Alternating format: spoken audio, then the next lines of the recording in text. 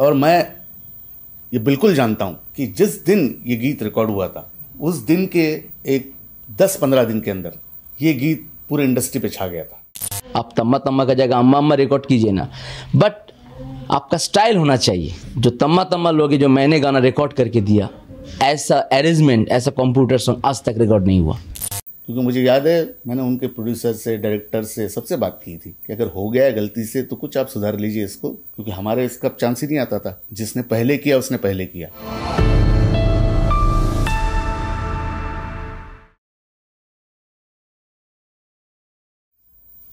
ये क्या है कि बहुत से प्रोफेशंस होते हैं दुनिया में और प्रोफेशन के अपने कुछ रूल रेगुलेशन भी होते हैं, जबकि हमारे प्रोफेशन में, जो हमारा संगीत का प्रोफेशन है, इसमें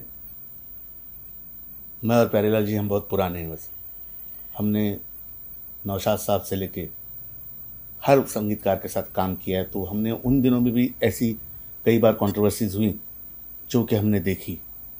और वो दौर इतना अच्छा था कि अगर किसी को पता चल जाता था कि साहब, खैर ये तो ऐसा है कि ये तो जानबूझ के की गई थी बात। उस वक्त भी ऐसा कई बार हुआ कि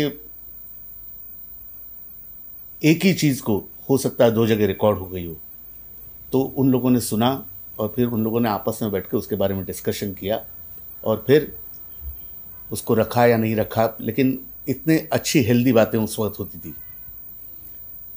ये गीत हमने रिकॉर्ड किया था 26/6/89 को, और मैं ये बिल्कुल जानता हूं कि जिस दिन ये गीत रिकॉर्ड हुआ था उस दिन के एक 10-15 दिन के अंदर ये गीत पूरे इंडस्ट्री पे छा गया था।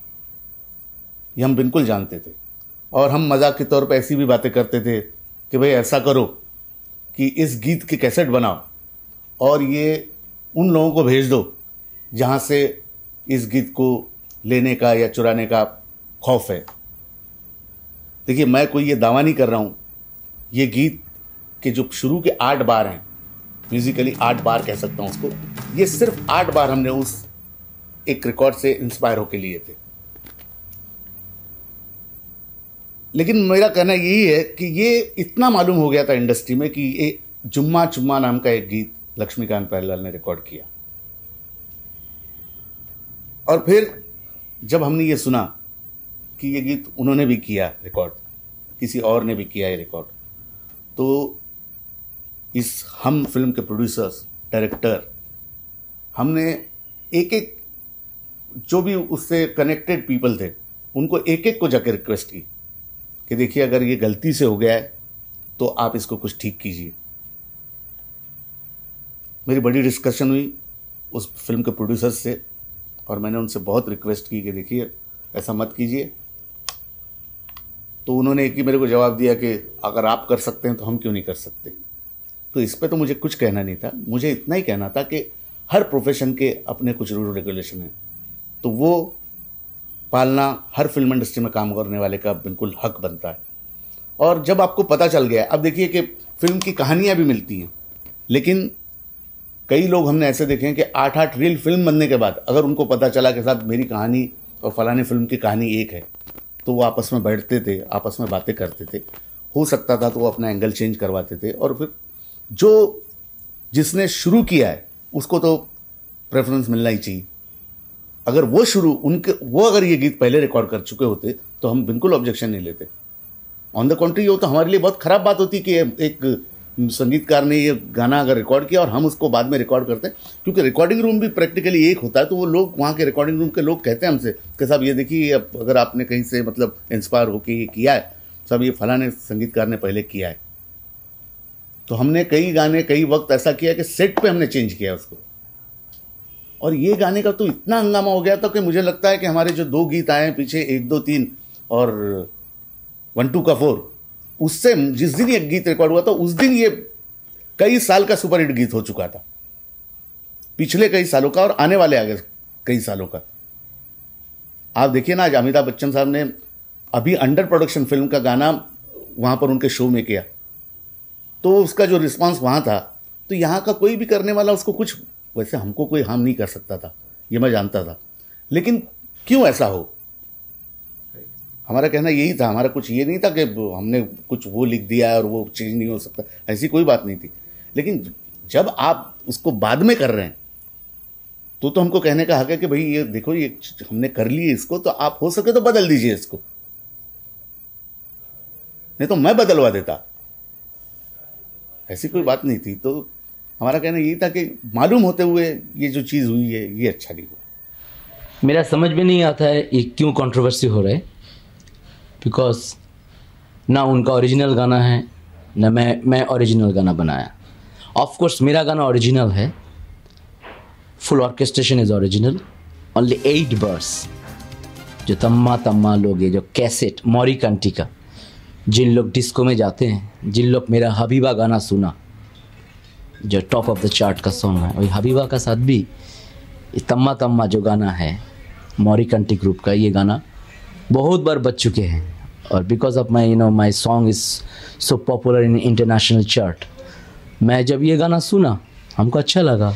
देन प्रोड्यूसर आया तो मैंने बोला देखो हमको तो पहला 8 लाइन अच्छा लग रहा है, तो बोला नहीं आपका हिसाब से बनाइए।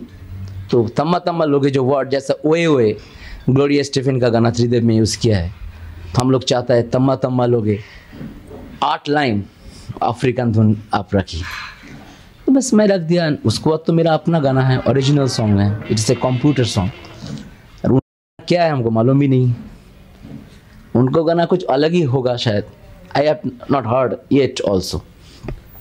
बप्पी लहरी जी का कहना है कि चुम्मा चुम्मा गाना रिकॉर्ड हो चुका था, ये उनको पता तक नहीं था।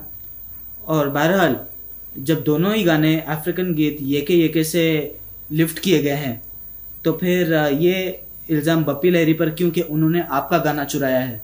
मैं आपको ये दावे से कह सकता हूँ, मैंने आपको पहले भी कहा कि ये गीत 26/6/89 को रिकॉर्ड हुआ था और 1 महीने के अंदर ये कम से कम नहीं तो इसकी 200 कैसेटें फिल्म इंडस्ट्री के हर घर में थी।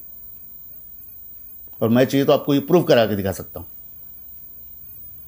तो ये कहना किसी का भी बहुत गलत है कि ये गाना किसी ने सुना नहीं था। जो भी म्यूजिकल वर्ड से मिले हुए लोग हैं फिल्म इंडस्ट्री के, उस हर आदमी को ये गीत मालूम था। और ये जो बाद में फॉलो द स्टार में गीत आया, इसका भी रीजन यही था। और जब से ये फॉलो द स्टार में गीत आया, तब से आपने देखा होगा कि कहां जुम्मा चुम्मा था और कहां। तो ये करना ही पहले गलत काम था, क्योंकि मुझे याद है मैंने उनके प्रोड्यूसर से, डायरेक्टर से, सबसे बात की थी कि अगर हो गया है गलती से तो कुछ आप सुधार लीजिए इसको, क्योंकि हमारे इसका चांस ही नहीं आता था। जिसने पहले किया उसने पहले किया। लक्ष्मीकांत जी का कहना है कि पहले गाना उन्होंने रिकॉर्ड किया और उसके सुपरहिट हो जाने पर आपने गाना चुरा लिया। आप इसके बारे में क्या कहेंगे? नहीं, ये तो टोटली गलत बात है, क्यों मेरा गाना रिलीज़ हुआ पहले। मेरा गाना रिलीज़ हुआ पहले। मेरा गाना रिलीज़ हुआ 15 जनवरी, ऑल ओवर इंडिया रिलीज़ हुआ। और रिलीज़ होते ही इतना पॉपुलर हो गया, जो मैं जितना फंक्शन में जाता हूँ 3 बार गाना पड़ता है। फ्रॉम फरवरी जितना भी शो किया अभी तक, इंडिया में, फॉरेन कंट्री में, एंड जितना भी मेरा फ़ैन लेटर आता है, इतना गाना चला और चल रहे। तो मेरा हिसाब से उनका गाना बाद में रिलीज़ हुआ।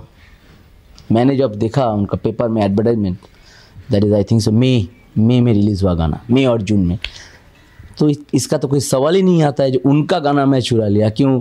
मेरा भगवान का दया से मैं इतना बिज़ी हूँ, मेरा घर में फैमिली को देखने का टाइम नहीं है, मेरा किसका कौन गाना रिकॉर्ड हो रहा है, कहाँ हो रहा है। और ये कहानी क्या होता है, 18 साल म्यूजिक डायरेक्शन देने का बाद, 300 पिक्चर करने का बाद, ये जो हमारा स्टैंडर्ड वाला म्यूजिक डायरेक्टर हम लोग नहीं करेंगे। किसी का कौन गाना हुआ, क्या सुन के क्या हुआ, it's a foreign tune, you can also adopt. आप तम्मा तम्मा का जगह अम्मा अम्मा रिकॉर्ड कीजिए ना, बट आपका स्टाइल होना चाहिए। मैं हमारा स्टाइल दिया जो इंडिया में कोई आज तक जो तम्मा तम्मा लोग जो मैंने गाना रिकॉर्ड करके दिया, ऐसा अरेंजमेंट, ऐसा कंप्यूटर सॉन्ग आज तक रिकॉर्ड नहीं हुआ एक्सेप्ट माय सॉन्ग हबीबा। अब रिकॉर्ड होने वाले जो गाने हैं वो है अम्मा अम्मा और घम्मा घम्मा। Very good. तो इसके बारे में आप क्या कहना चाहेंगे? गॉड ब्लेस देम जो कर रहे हैं उनको। अब उसका कुछ भी कोई कर ले, उससे क्या फायदा है? एक आप कोई बच्चा भी बोलेगा कि एक प्रेजेंटेशन जो अमिताभ बच्चन के चेहरे पे हो सकती है, या तो उससे कोई सुपरस्टार हो और वो आके कर दे, बाकी तो कुछ इस गीत का हो नहीं सकता। जुम्मा चुम्मा जुम्मा चुम्मा जुम्मा चुम्मा जुम्मा चुम्मा रहेगा। नहीं, अभी मेरे हिसाब से ये तो लगेगा अभी पैरोडी हो गया। क्यों? जो मेरा गाना सबसे पहले रिलीज हुआ, इतना फेमस है, उसको उन लोग को गाना आया जुम्मा जुम्मा, तो पब्लिक को तो पता नहीं, उन लोग को भी लगता है शायद तम्मा तम्मा का पैरोडी है जुम्मा जुम्मा। अभी जो भी अम्मा अम्मा आएगा उसका पैरोडी लगेगा। और आपको मैं पहले भी पता है, ये गाना तो एक एडोप्टेशन है, आर्ट लाइन। तो किसी ने की माने क्या ढंग से करेगा, उसका कैसा प्रेजेंटेशन होगा, अगर पब्लिक को पसंद आएगा तभी चलेगा। आई थिंक सो, और नहीं चलेगा। Thank you. Right, thank you.